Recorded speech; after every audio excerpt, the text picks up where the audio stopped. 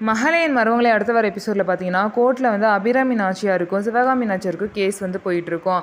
இந்த நேரத்தில் வந்து கோர்ட்டுக்கு போகிறதுக்கு முன்னாடி அபிராமி பார்த்திங்க அப்படின்னா துளசி கையால் தண்ணி எடுத்துகிட்டு வர சொல்லி கேஸில் நம்ம தான் ஜெயிக்கணும்னு வேண்டிக்கோமா அப்படின்னு சொல்லிட்டு சொல்லி கொடுக்க சொல்லுவாங்க. அதே மாதிரி துளசியும் கொடுப்பாங்க. நீங்கள் என்ன இவ கையால் வாங்கி குடிச்சிட்டு போகிறீங்க, நல்லா உருப்பிட்ட மாதிரி தான் அப்படின்னு சொல்லிட்டு வீட்டில் உள்ளவங்களாம் பேசுவாங்க. உடனே அபிராமி நாச்சியாருக்கு சப்போர்ட்டாக அவங்க ஹஸ்பண்ட் வந்து என் பொண்டாட்டி எது செஞ்சாலும் கரெக்டாக தான் இருக்கும், எல்லோரும் கொஞ்சம் வாயை மூடிட்டு இருக்கீங்க, தேவையில்லாமல் பேசாதீங்கன்னு சொல்லிட்டு வீட்டில் உள்ள எல்லாருமே திட்டுவாங்க. அதே மாதிரி கோர்ட்டுக்கு போனதுக்கப்புறம் சிவகாமி நாச்சியார் அபிராமி நாச்சியாரை பார்த்து, என்ன நீ தான் ஜெயிப்பேன்னு சொல்லிட்டு நம்பிக்கையாக இருக்கியா, எப்போ ராசி இல்லாதவ உன் வீட்டில் இருக்காளோ அப்போதைக்கு நீ ஜெயிக்கவே மாட்ட, எப்போ ராசி இல்லாதவ உன் வீட்டிலே வச்சுக்கலாம் நீ முடிவு பண்ணிட்டியோ இனிமேல் வாழ்க்கையில் எந்த நல்லதுமே நடக்காதுன்னு சொல்லிட்டு அவங்க மனசை வந்து குழப்பி விடுவாங்க.